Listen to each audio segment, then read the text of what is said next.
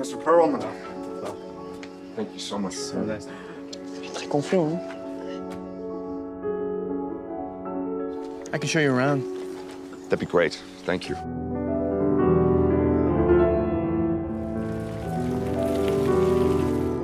So what do you do around here? Read books, transcribe music, swim at the river, go out at night. Sounds fun. All right, later. I really didn't want to make this film. The film happened to come to me.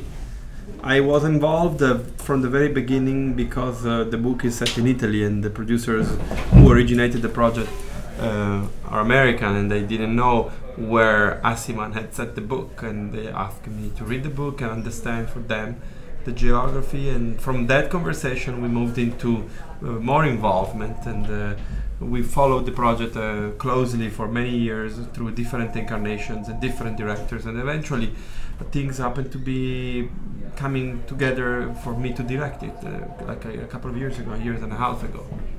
But I can tell you that my version of this movie is the version I wanted to make because it's the version I could make with these people.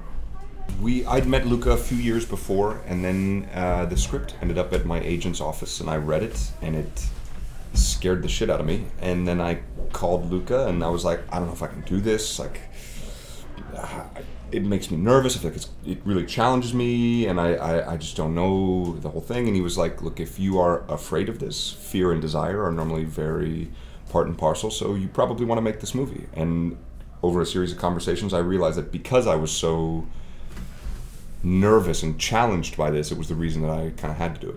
I met with Luca it was almost 4 years ago to the day in New York, and I think there was a small hope to put something together that summer. Obviously, after meeting with him, after getting his okay, and after that, it was just a little bit of a waiting game over the summer. Maybe it looked like it was going to come together, maybe it didn't, and then finally, not this past summer, but the summer before that, it came to fruition. And you know, the opportunity to work with Armie, and who's in Social Network, which for actors or just people of my generation, it's like a very formative movie for all of us. And the opportunity to work with Luca, who had directed I Am Love, that I'd seen before I even met with him, it seemed like too good to pass on. Like, it's really an intuitive thing. If you feel something very strongly, you have to try to follow that kind of intuition. And when I met Tim in New York and Armie in LA, and I knew his work and I kept following him, I really knew that there was something about them that was special to me and that was fascinating to me.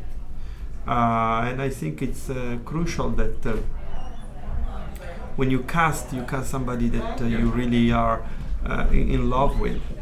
I had the privilege of sitting in a jury with Quentin Tarantino in Venezia when he was president. And Quentin told me something great. He said, never do a movie where you do not really, really desire the actors and the actresses to work with. And he's right.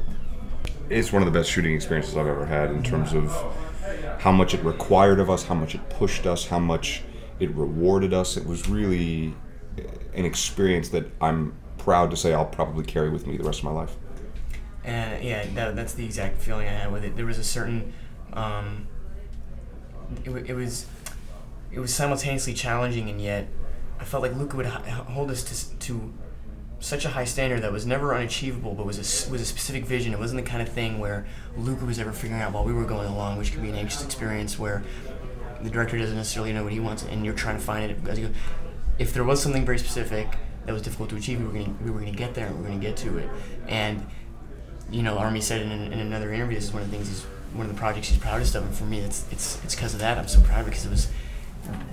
I feel like the three of us worked in with Michael Stuhlbarg and Amir Kazar and Esther Garel and Victor Dubois, worked very hard to commit ourselves to what the truth of those moments would be.